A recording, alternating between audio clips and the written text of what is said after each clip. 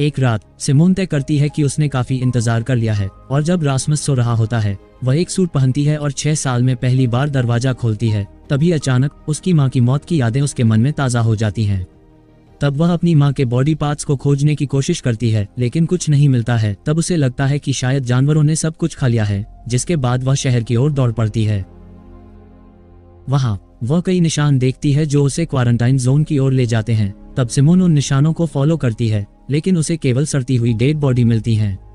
तब उसे यह एहसास होता है कि बाहर की दुनिया में कोई जीवित नहीं है और वायरस से पहले की जिंदगी अब इतिहास बन चुकी है। तभी अचानक एक जंगली कुत्ता उसका पीछा करता है, जिस कारण वह एक कमरे में खुद को बंद कर लेती है। अगले दिन रास्मस जागता है और उसे किचन में देखता है। वह उसे बताती है कि उसने बाहर जाकर किसी को नहीं देखा है, ऐसा मानो पूरी दुनिया से इंसानों को मिटा दिया हो। तब कुछ सोचते हुए वे बनकर छोड़ने का फैसला करते हैं। रात को वे एक दूसरे के करीब सोते हैं लेकिन उन्हें यह नहीं पता कि बनकर के एयर डक्ट बंद हो गए हैं और अंदर ऑक्सीजन नहीं आ रही है।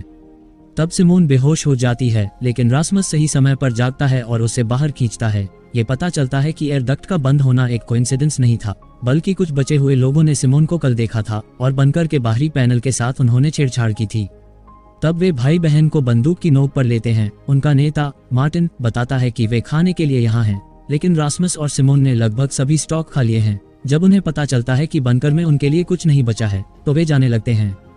पर अगर वे चले जाते हैं तो सिमोन और रास्मस उस कमरे में बंद रहेंगे जब तक उनकी मौत नहीं हो जाती। तब सिमोन डेस्परेट होकर मार्टिन से कहती है कि वह और बंकरों के बारे में जानती है जहां खाना हो सकता है। ये सुनते ही अब मार्टिन को भाई बहन को अपनी टीम में शामिल करना पड़ता है। अब आगे बढ़ने के साथ वे टीम से पता लगाते हैं कि दुनिया में 90% लोग मर चुके हैं और बचे हुए लोग अपनी जान के लिए लड़ रहे हैं। अब लोग खाने के लिए एक दूसरे को मारते हैं, जो आज की इस दुनिया में कोई कानून नहीं है।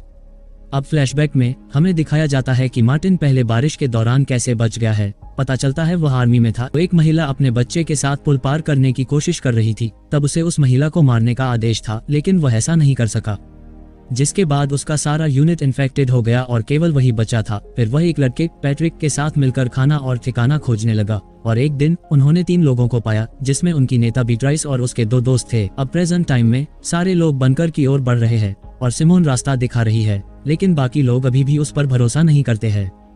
बाद में रास्मस और बीट्राइस थोड़ी देर तक बात करते हैं और एक दूसरे के बारे में बहुत कुछ जान लेते हैं। तब अचानक वे सड़क पर एक वाहन देखते हैं और छिप जाते हैं। यहाँ 2 लोग हथियार के साथ बाहर आते हैं। यहाँ पता चलता है कि वे लोग बचे हुए लोगों का शिकार करते हैं। तब जल्द उनका ध्यान एक लड़की ओर जाता है जो जंगल की ओर दौड़ रही है। तब पूरी टीम वहाँ से भागने की कोशिश करती है लेकिन सिमोन सभी को रोक देती है क्योंकि वह उस गरीब लड़की को बचाना चाहती है। तब